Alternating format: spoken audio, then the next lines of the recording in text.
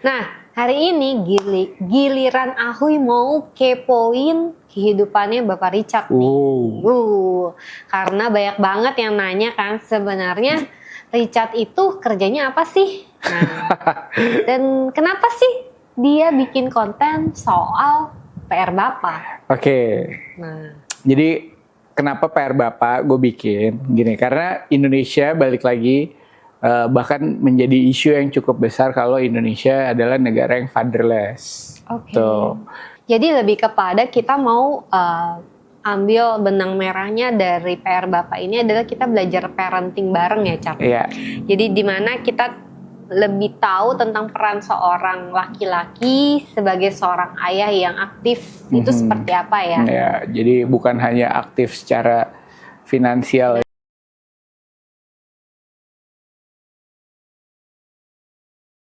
Halo teman-teman, kembali lagi di Tanya Ahoy. Hari ini sih spesial banget nih karena kita kedatangan bukan narasumber, tapi partner kita sendiri, Richard. Halo semuanya. Oke, jadi di biasanya ini ya, gue yang nanya-nanya di belakang. Di belakang kamera.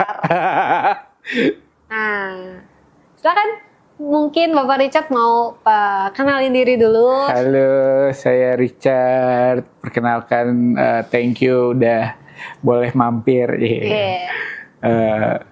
Karena apa kenalan ya? Berarti saya adalah seorang produser, terus kreatif generalis lah ya istilahnya. Jadi ngurusin artis, ngurusin talent, ngurusin musik, audio, pokoknya gitu lah. Oke.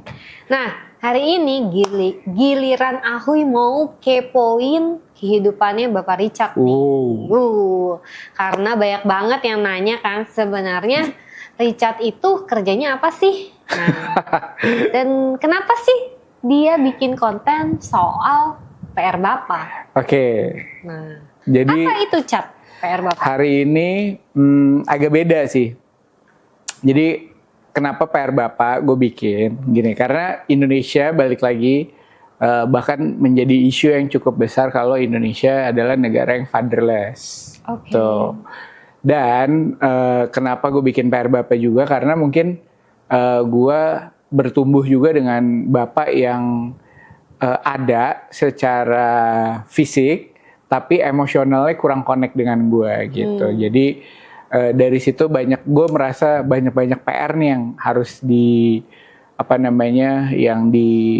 diperlukan untuk bapak-bapak yang ada di Indonesia gitu. Karena generasi kita 80-an sampai 90-an rata-rata kan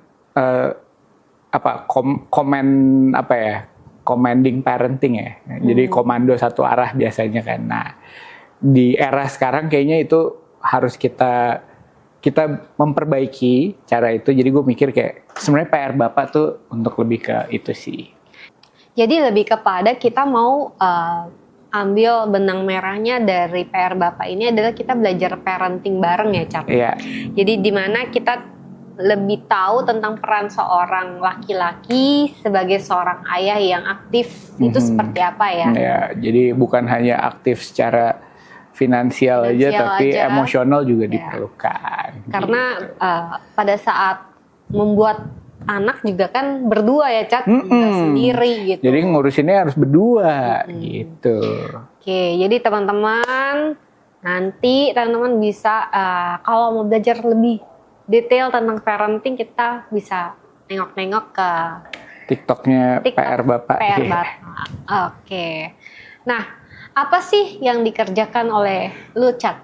Wah, tadi itu ya. Jadi sebenarnya sih garis besarnya adalah industri kreatif gitu. Jadi gue sebagai audio engineer mengawali karir sebenarnya sebagai musisi awal karir, terus akhirnya jatuh cinta di musik, audio engineering, music producer, artis mentor gitu. Terus bikin konten-konten edukatif, sempat ngajar juga di salah satu akademi di Jakarta, UIC College, ngajar sebagai audio production dan music production gitu. Terus sekarang punya bisnis audio production juga gitu. Wow. Terus sekarang bikin channel konten juga sama Ibu Ahui di Tanya Ahui ini kan, gitu. Terus bikin PR Bapak, gitu deh.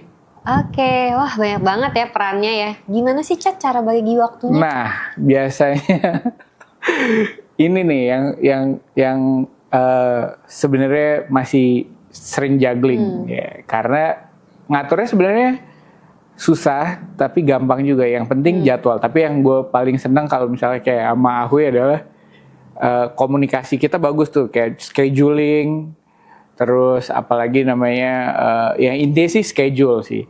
Jadi kita tahu priority-nya di mana aja. Terus misalkan dari segi yaitu scheduling, terus kemudian project-nya seberapa urgent. Jadi lihat dari urgency si project-nya gitu. Jadi kadang-kadang sih biasanya gue bagi waktunya adalah kayak pagi tuh gue main sama anak, terus habis itu ada buka email, meeting dan sebagainya gitu. Baru habis itu ideation.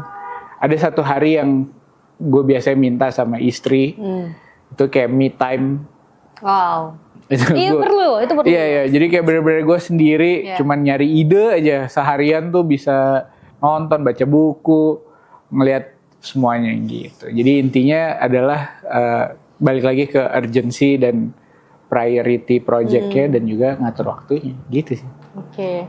Jadi penting banget tuh bukan soal waktu ya, Cat. Betul. Jadi lebih kepada kualitas yang kita berikan. Betul. Itu semuanya itu bisa kasih yang terbaik gitu ya, Cat. Betul.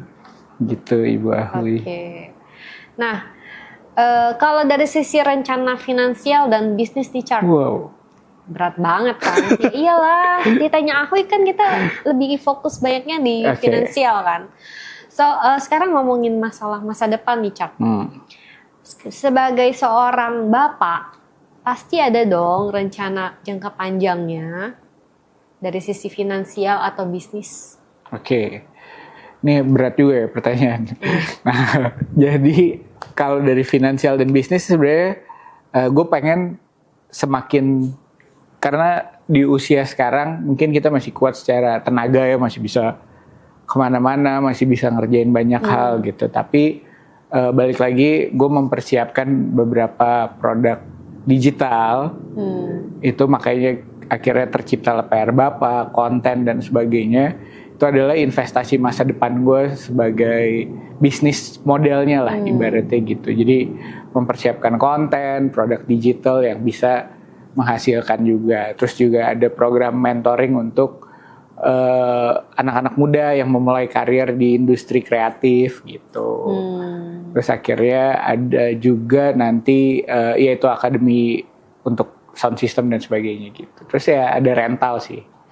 Nah itu yang gue bangun. Tapi balik semakin, karena tren digital juga semakin hari semakin kuat, yang itu yang lagi gue coba kencengin juga gitu.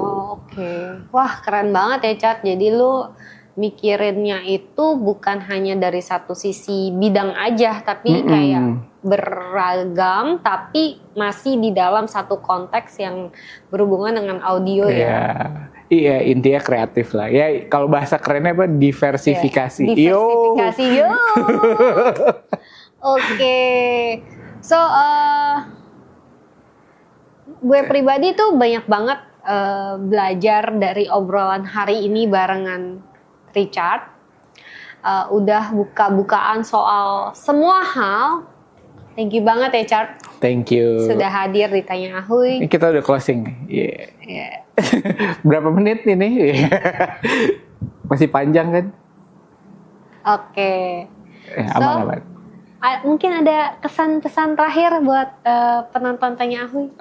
Mudah-mudahan apa yang gue sampaikan bisa bermanfaat. Thank you juga buat Ahui dan Bapak Nick yang sudah memberikan kesempatan kita. Terus apalagi ya? Ya mumpung masih muda, banyak-banyak nonton channel ini sih. Supaya pengetahuan tentang keuangannya juga makin bagus ya. Yes. Gitu. Amin. Jangan lupa follow dan share atau kasih komentar kalian. Kita ketemu di episode berikutnya. Dah.